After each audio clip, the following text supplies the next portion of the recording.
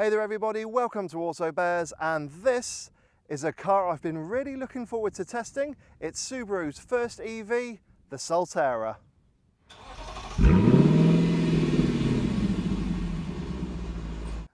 Since the birth of the SUV from the late 90s, thanks to Honda and Toyota, they have grown in popularity and are the go-to choice for your family car, replacing the hatchback. However, over the years, they've grown bigger and heavier and packed full of comfort features and safety tech. And as a result, they don't really have the off-roading credentials as those earlier SUVs did.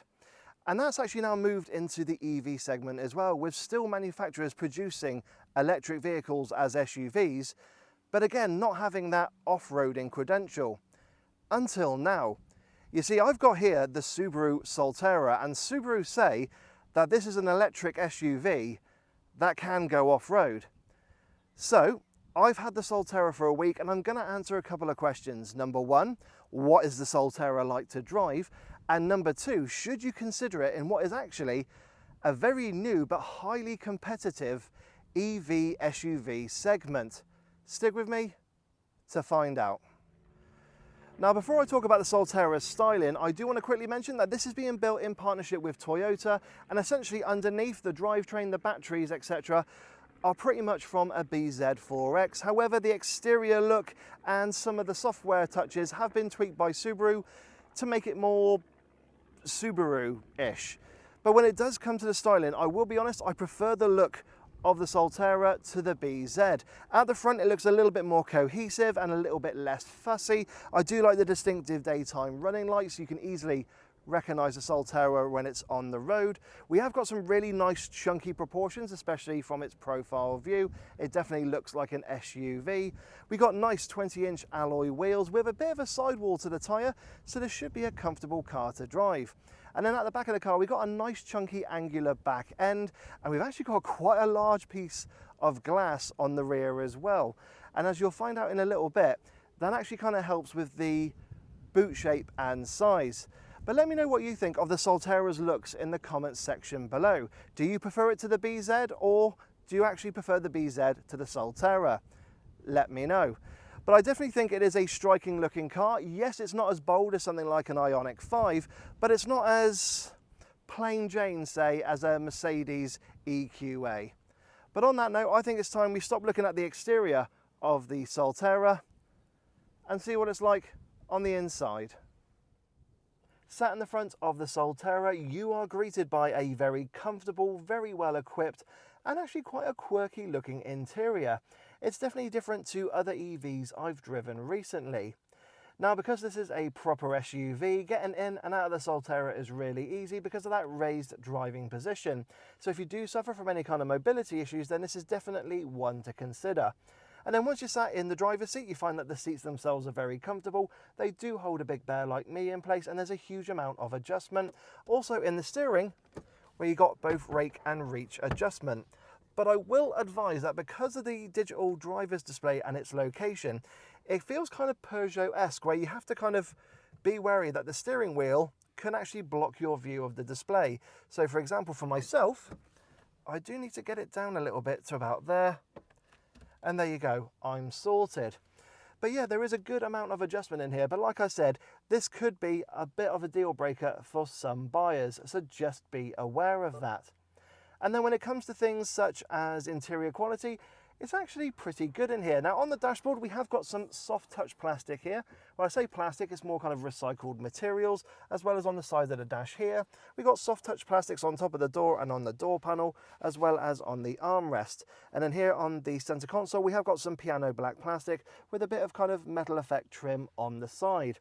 Now I will say, yes, lower down, you do get some cheap, harder plastics. However, up top to kind of the areas that you will be touching and kind of looking at, they actually seem really good and should stand the test of time. Cubby spaces in the Solterra are actually pretty good, apart from one very key area. So firstly, the door pockets, they are of a decent size and shape, and I do like the fact that we've got this kind of double bottle design in there.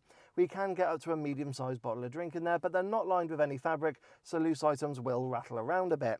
Then on the top of the center console, we have got a little open area here where you can store your phone, and on this particular car we have got wireless charging and a USB charging input. What I like as well is that we actually have some see-through plastic here, so if you do get an alert or a text or anything whilst you're driving, you can just kind of see your phone light up whilst you're driving. Of course you can't look at it now with new UK laws, but that's actually quite a nice feature. And although it's quite quirky to have see-through plastic, it's not anything new because we have got it now with the Ioniq 6. And then underneath the center console, we have got another area where we've got a couple of USB-C charging inputs, a 12-volt socket, and it is actually lined with fabric as well. So that's actually really handy. Now, usually the book pack would be tucked underneath there, but I've actually put it underneath the boot floor, and I'll show you the reason why later on. Now, just behind there on top of the center console, we have got a couple of cup holders here. They are rubber lined with a couple of plastic grippers. However, if I get my little water bottle here, you will find that, yes, they don't quite stay in place. So if you do drive on a twisty B road, this might move around a little bit. Also, you can slide the armrest forward. However, yeah, you need to remove that in order to take full advantage. And then underneath the armrest, we have got a bit of additional space. And again, it is lined with fabric, which is very handy.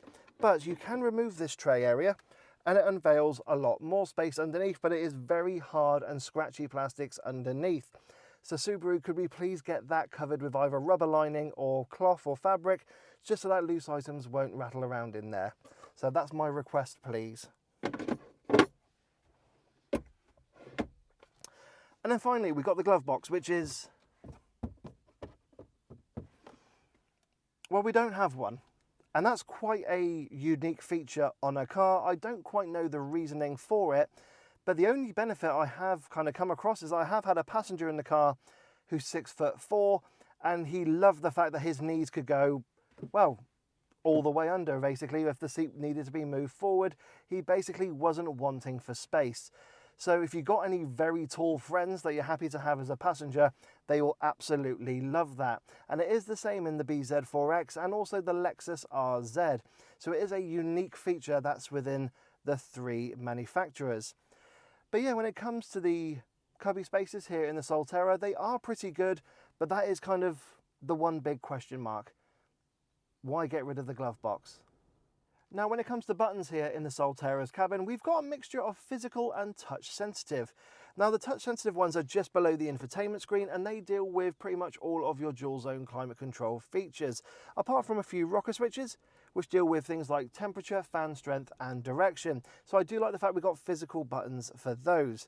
Now, when you're driving along, it can be a little bit tricky if you're not used to the positioning of the buttons, and just like the Hyundai Group products I've tested recently, I would like some little physical ridges on here, just so you can separate the buttons and you know that you're actually hitting the button and not just a blank space in between them.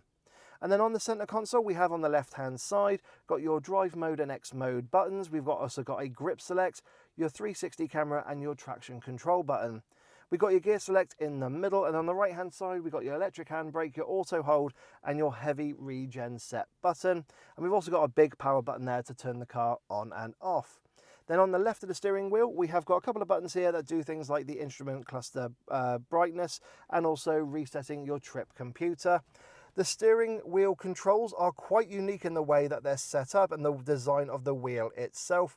They do take a little bit of getting used to, but just like any Subaru car, there are plenty of buttons there and you do get used to it over time. And then finally on the right hand side, just underneath the right air vent, we've got a button to open the boot and another one to turn on and off the high beam assist.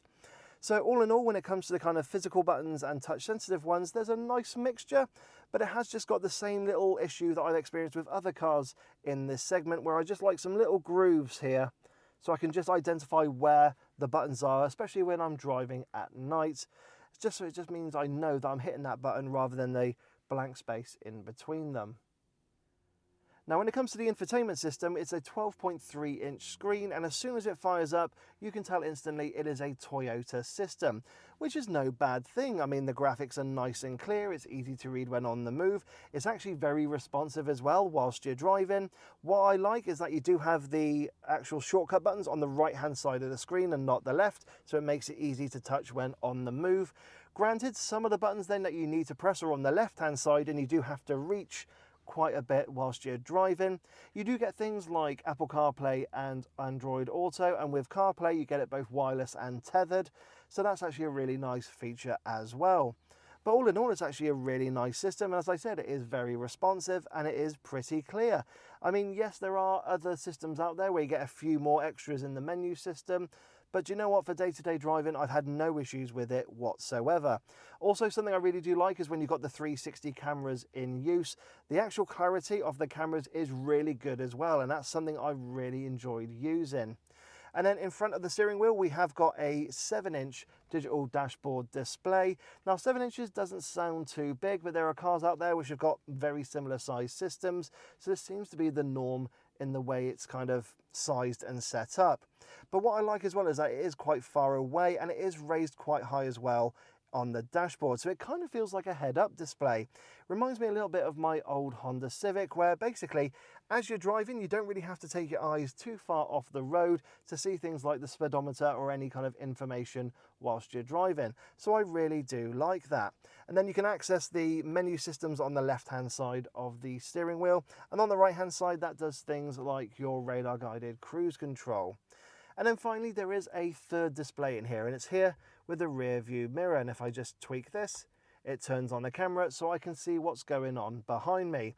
And I think the reason for that is because we've got no rear wiper, which is, yes, a bit of a bane in this segment of car because there are loads of cars that haven't got a rear wiper. But what you'll probably find is that actually water's not really going to go onto that rear screen because of the way it's raked. But it's actually quite a nice feature to have with that camera there, and actually got a couple of extra buttons there to go through some of the other features. So yeah, when it comes to the kind of interior of the Solterra, it is actually a really nice place to be. It is quite quirky, and I will be honest, I don't think it's going to be to everyone's taste, but I do recommend having a little sit down in the Solterra and just seeing what you think with the driving position, especially with the steering and that digital dashboard display. But on that note, I think it's enough of looking at the front of the Solterra. Let's see what it's like in the back. Sat in the back of the Solterra, it's actually very spacious and comfortable back here, and I could easily imagine doing a medium to long distance in the Solterra and being nice and comfortable. Now that driver's seat has been set to my driving position. I'm 5'7" tall and 5'7" wide, and as you can see, I've got tons of knee room, and headroom is pretty good as well. And what I do like is that you can just recline the seats a little bit to get a bit of extra comfort back here, and also a bit of additional headroom, especially if you're taller than myself, which is very handy. But you could easily get 2 adults in the back of the Solterra, 3 at a push if they're not as broad as me, but you could easily get 3 kids back here. Now, speaking of kids, we have got ISOFIX supports on the outer seats, and they've got really lovely and exposed bars to make it really easy to affix a child seat. Now, when it comes to cubby spaces, again, it's actually pretty good back here, just like the front. We've got decent sized door pockets. We can get a medium sized bottle of drink in there, and again, they're not lined with any fabric. We've got our aeroplane style pockets on the backs of the front seats, and we've also got a center armrest with a couple of extra cup holders, and also a little tray area perhaps to store your phone whilst you're having a bit of a snooze or relaxing in the back of the Solterra. Now, it's not devoid of features back here either. We've actually got heated seats for the outer passengers, and they are actually staged as well. You've got 3 levels of heat. You've got 2 USB-C charging inputs as well, and a couple of vents there to kind of direct the air towards you. And then we have got some really large windows here. I mean, they are massive. They do allow a lot of light in, and they do open all the way down. So that is a really nice feature. But yeah, sat in the back of the Solterra, it's a very nice, comfortable place to be. It might seem a little bit dark, but it is a very sunny day, and I have got the sunroof cover on, but you can get extra light in from that. So that's a nice extra bonus there. So yeah, I'm actually really impressed with the space here in the back of the Solterra. But now it's time, I think, we have a little look at that boot. Now, here at the back of the Solterra, there are a couple of little features I want to point out. Firstly, the spoiler I mentioned earlier, that gives the Solterra a bit of a sporty look. Granted, it has no real aerodynamic use, but there's also a cute little ducktail spoiler here as well. Again, it's a nice little detail on the car. The next thing I want to highlight is this, just the massive area of the rear screen. I mean, that is actually pretty huge for this type of car, especially when compared to other cars I've reviewed. And that also creates a bit of a deception on the eye, because when I get the boot open and I pull back the tonneau cover, we've got a massive boot area. I mean, you could easily get a few suitcases, a few weekend bags, easily holds a family's week's worth of shopping in there. I mean, it's just massive.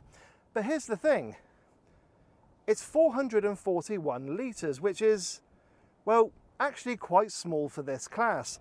So this really does play tricks on your eye.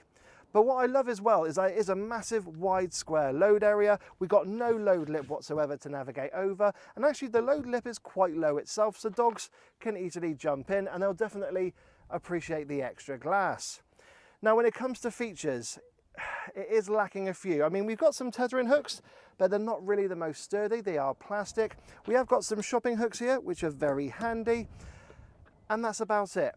We got no 12-volt socket, but we have got some underfloor storage where you can put your charging cables, but you can also put the tonneau cover underneath the boot floor as well. So if you need to load any large bulky items, you can do so, and you don't have to leave the tonneau cover in the garage. Also, when you get the seats down, you don't have a completely flat load area, but it is flat enough that you can get large bulky items in the Solterra.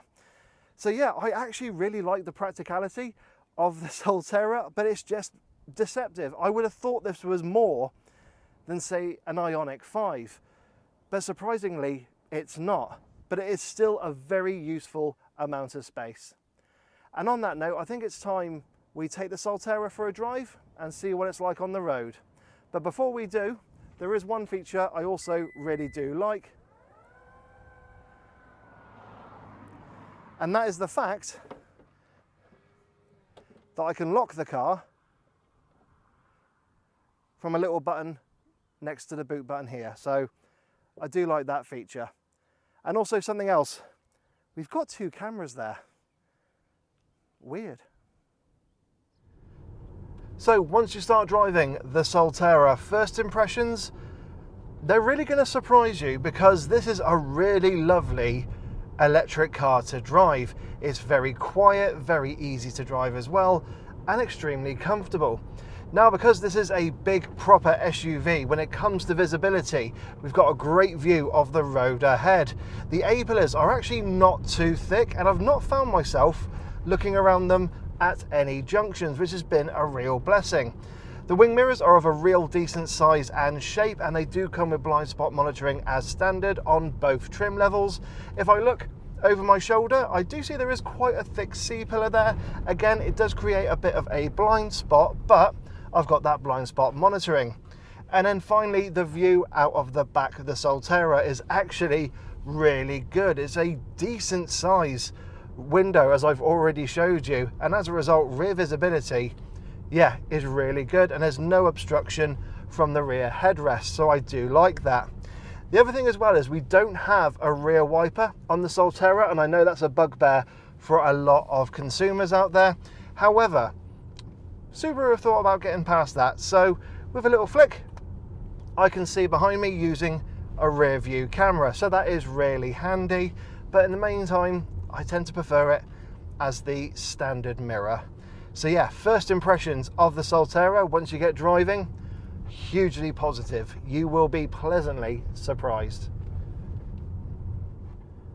Now, there are 2 trim levels to choose from in the Solterra range. There is the entry-level Limited and the top of the range Touring. Now, I would say just go for the Touring, get all the extras you can get as standard, and just enjoy all those extra creature comforts. But the only thing is, if you go for the Limited, you do get a bit more range than the Touring. Essentially, with the Touring, the extra bits you get as standard is wireless charging, the 20-inch alloy wheels, you get the pleather seats, the non-real seats, and the sunroof there, plus the Harman Kardon sound system. And that's really what separates the Limited and the Touring. When it comes to safety, you get all of the safety kit as standard on both trim levels, and that's really a brilliant selling point to the Solterra. So if you are safety conscious and you want the most range, go for the Limited. But if not, and you fancy a few extra creature comforts, then by all means, go for the Touring. It's a couple of grand extra. You'll see the proper amount on the bottom of the screen. But you know what? I've really enjoyed this Touring and all the little extras, particularly the Harman Kardon sound system. Now, when it comes to powering the Solterra, it's lovely and simple. There is one battery available. It's a 71.4 kilowatt hour battery producing 215 brake horsepower and 337 Newton meters of torque. And that goes through two motors to all four wheels. There is no two-wheel drive version of the Solterra available, otherwise it wouldn't be a true Subaru. And when it comes to range, so with the Limited, you do have a claimed range from Subaru of 289 miles. And with this top of the range Touring, that does drop to around 257 miles. So granted, it does fall behind other rivals in its class. Now, the Solterra has received a bit of stick due to its claimed range and efficiency from other journalists earlier on, just after its launch. But I think there's been a software update last month on the BZ and the Solterra, because when I charged this up to 100%, I got a claimed range of 245 miles. So I'm actually really impressed by that, as it is quite close to that 257. And then when it comes to efficiency, again, motoring journalists have really slagged off the Solterra and BZ, getting around 2.5 miles per kilowatt hour. But again, due to that update, I actually have been getting on the motorway around 3.2 miles per kilowatt hour, and also on my kind of day-to-day commute to work and home and that, I've actually been averaging between 3.5 and 3.9 miles per kilowatt hour, and I'm really impressed by that. Now, granted, it could also be due to the fact that the temperatures this week have been really lovely. Today, right now, it's 27 degrees Celsius outside, so the warmer weather is always going to be a positive for battery vehicles. But again, I have just been really impressed by what I've been able to get from the Solterra. But the truth of the matter is, against a lot of its rivals in this class, yeah, the Solterra does fall behind. Now, if you're charging the Solterra using an AC charger, that's going to take around about 12 hours to charge fully, and you can only do up to 7 kilowatts.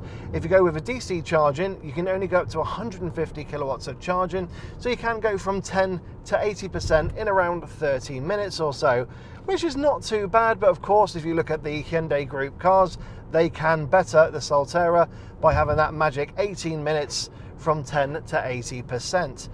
But when it means in real life, is when you're kind of going on a long trip, it just means you need a second cup of tea and a wee whilst you're waiting for the Solterra to charge.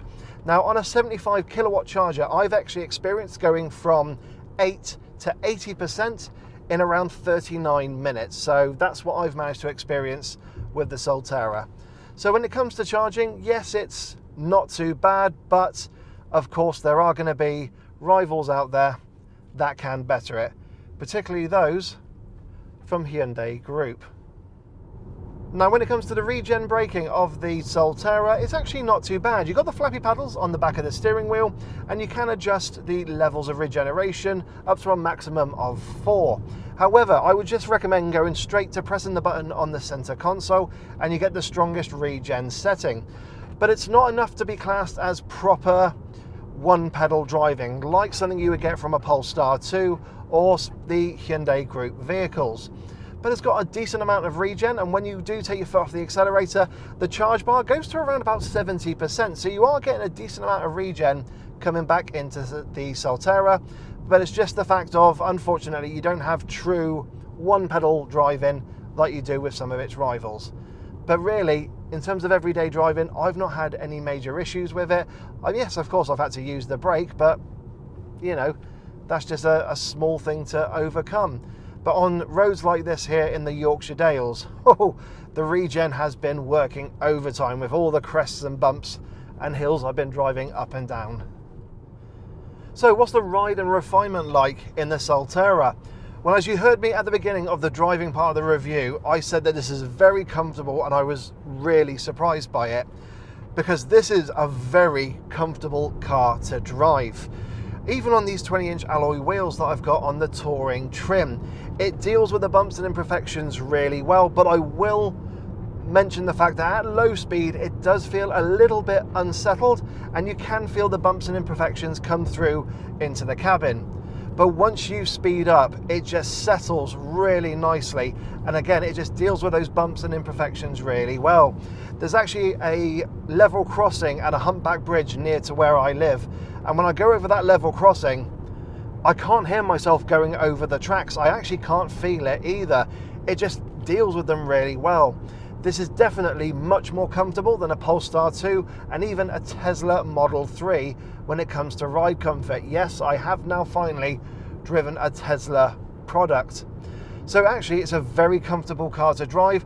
I'd actually say perhaps in a way it's a little bit more comfortable than the Ioniq 5, and I had that in the premium trim, and I actually said that I prefer that to the Ultimate.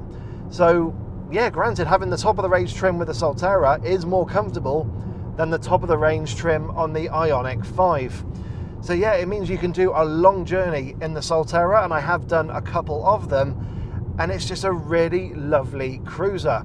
And that also moves on to the refinement side. I mean, apart from a little bit of tyre roar and a tiny bit of wind noise coming off the wing mirrors, that's it. That's the only thing coming into the cabin. But the great thing is on this Touring, I've got the Harman Kardon sound system, which is really lovely. So I've just been listening to my tunes whilst I've been driving between destinations. And yeah, it's just really nice. Now, I have had a couple of passengers sat in the Solterra as well, and they've been really impressed by how comfortable and how refined it is as well. Now, yes, granted, it's not a Rolls Royce, but for this type of vehicle, yeah, it's actually a big surprise. And in terms of the refinement, it's much nicer than an Audi Q4 e-tron, because with that I found that there was a lot of tyre roar coming into the cabin, particularly when I'm driving on the motorway. But this, when I get up to speed, no, it's just really lovely. It's settled down, it's compliant, it's smooth and refined. It's just a really lovely cruiser. Now, when it comes to the Solterra's handling, just like, sorry, it's going over a humpback bridge, just like the ride and refinement, it is a real surprise, and it is a pleasure to drive. Now, firstly, the steering wheel is a little bit smaller than a normal steering wheel, but it does feel really nice in your hands and doesn't have that quirky shape that you get from a Peugeot product. So that's just something I will mention right now. And then once you start driving, you find that there's actually a nice amount of weight in the wheel, and you actually can kind of have a bit of a connection to the tyres up front, which is something you wouldn't expect to have in an electric vehicle, because everything is electrically controlled. So that means it's just a pure pleasure to drive every day. Now, there is, as I said, a little bit of weight in the steering, but it is light enough to make parking the Solterra an absolute doddle. And plus, you've got those 360-degree cameras, and they really do come in handy. And then when you do chuck it into the corners with a little bit of speed, there is a little bit of roll and lean, but it feels very compliant, and you've got that confidence with the all-wheel drive system to kind of chuck it around a bit. However, it's not a sporty SUV. I will mention that now. This is a family SUV that just happens to have the ability to go off-road, because you have got that high driving position and that high ride height. It's actually class leading at 8 inches or 211 millimeters. So yeah, when it comes to the ride, refinement and handling as an overall package, the Solterra is an absolute joy to drive. I was really pleasantly surprised by it, and it just means that as a car, yeah, it's just a lovely car to drive. So with my time in the Solterra, what have been some of the highlights and little niggles that I've experienced? Well, highlights have just been the amount of standard kit you get in the Solterra, particularly when it comes to safety. This is a Euro NCAP 5-star rated car, and I do believe it is best in class. Now, we don't have Subaru's EyeSight safety system because this is a partnership with Toyota. It's called Safety Sense, but you pretty much get everything that you would expect in terms of safety. Blind spot monitoring, rear cross traffic alert. You've actually got a system which lets you know that if anyone's actually approaching your door, like a cyclist or a pedestrian, before you open it. So it really does go to town when it comes to safety. So if you are a safety conscious person, this is definitely one car to look at. The only thing I would say is, and this is a criticism that other people have mentioned as well, is that all the safety bongs and beeps. Now, I'll be honest, I've not had a huge amount of bongs and beeps to deal with, but the one that really does irritate me is when you put the Solterra into reverse.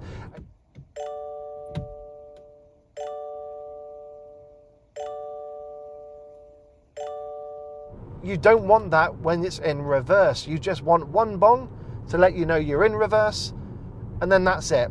The next beep I want to hear is going to be the parking sensors either at the front or at the back to let me know if I'm close to an obstacle. That's it. So that constant bong, it's a simple software update, Subaru. So I'm asking you now very kindly, could we please get rid of that?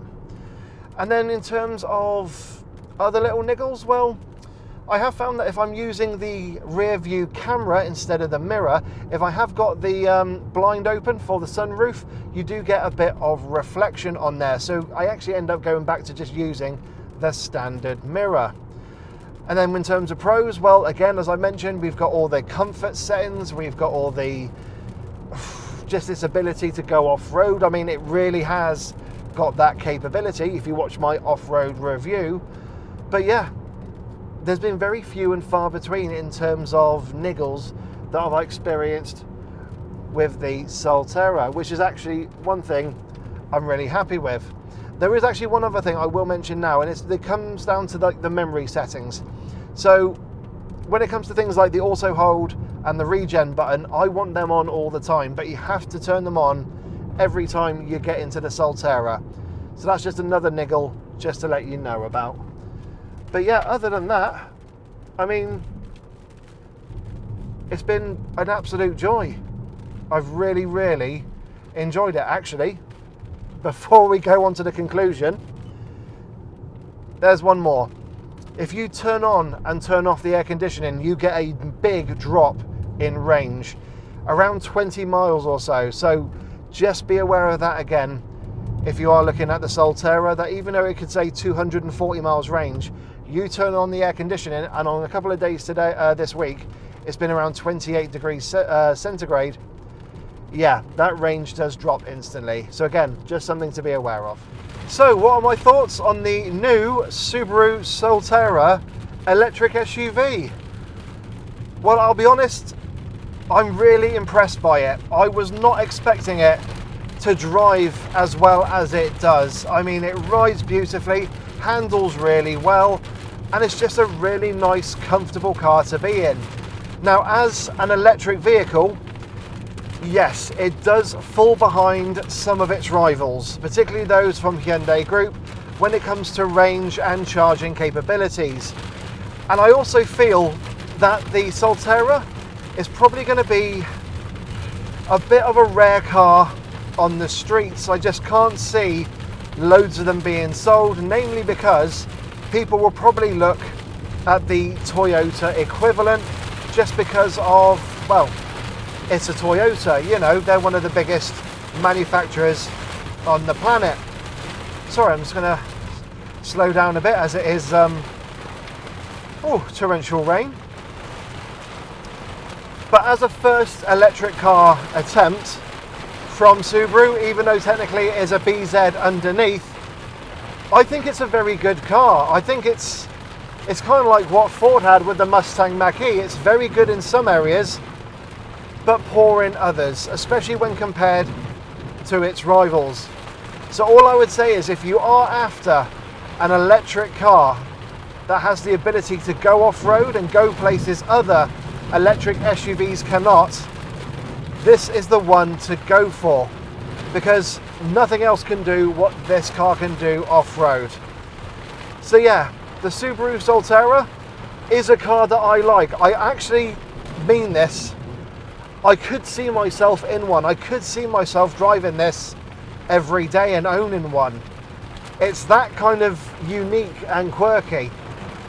But if you are after just an electric SUV, there are better cars out there. But if you want one that's got the capabilities to go off-road, deal with conditions like this when, you need to go off-road, then this is the one to go for. And I think if you are a current Subaru owner and you want to go into an EV, you'll be really impressed by it.